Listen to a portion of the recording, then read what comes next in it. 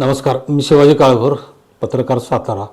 Yashwant Maharashtra YouTube चॅनलमध्ये आपलं स्वागत आहे.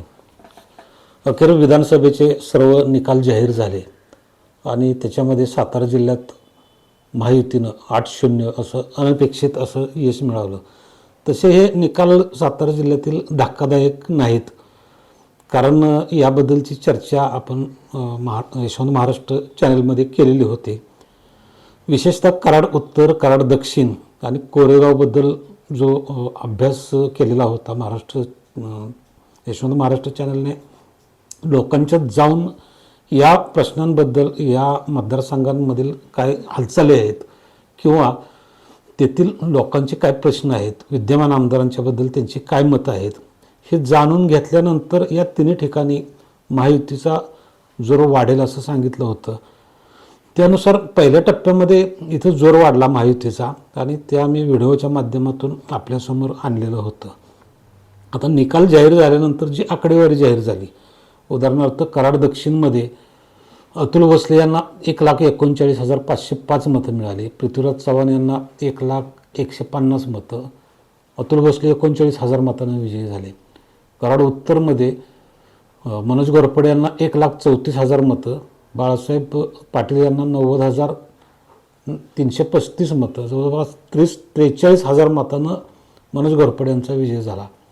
कोरेगावमध्ये महेश शिंदे यांना 1,46,166 मतं, शशिकांत शिंदे यांना 1,11,000 एवढी मतं मिळाली आणि महेश शिंदे 35,000 मतांना विजयी झाले. आता कराड दक्षिणमध्ये ज्या वेळेला आम्ही तिथलं विवेचन करायचो, या इलेक्शन जाहीर व्हायच्या आधी आणि इलेक्शन सुरू असतानाही बऱ्याच जणांचा आम्हाला सपोर्ट मिळत गेला आणि काहींनी टीका केली की अशी काही परिस्थिती नाही.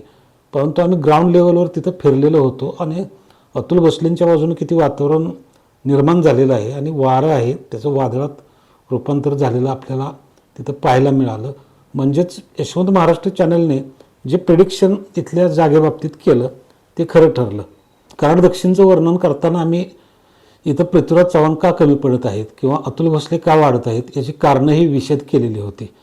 त्याचप्रमाणे कराड उत्तरमध्ये जी अँटी इन्कम्बन्सी बाळासाहेब पाटील यांच्या विरोधात होती आणि गेली 25 वर्षे ते आमदार होते आणि मनोज घोरपडे यांनी जी मायक्रो प्लॅनिंग करून जी तयारी केलेली आहे भाजपनं, विशेषतः धैर्यशील कदम आणि रामकृष्ण वेताळ या नेत्यांनी लावून धरलं.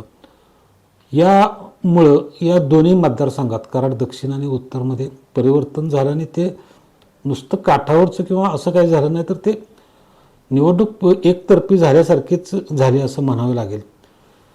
तीच बाब आपल्याला कोरेगावमध्ये दिसून येते. शशिकांत शिंदे यांनी आधीचे 3 पराभव झाले तरी त्यापासून काही बोध घेतला नाही. त्यामुळं इथं यावेळेला ताकद लावायचा प्रयत्न केला, परंतु त्यांच्या आधी ज्या चुका झालेल्या होत्या त्या आम्ही इथं मांडल्या. पण त्यामुळे जी महेश शिंदेची ताकद या मतदारसंघामध्ये वाढलेली होती ती लोकांच्यात फिरल्यानंतर दिसून येत होती. परंतु शशिकांत शिंदेचे कार्यकर्ते किंवा त्यांचे सपोर्टर हे मानायला तयार नव्हते. अगदी शेवटपर्यंत ही बाब मानली नाही. त्यामुळे इथंही महेश शिंदे हे चांगल्या मताधिक्य घेऊन विजयी झाले.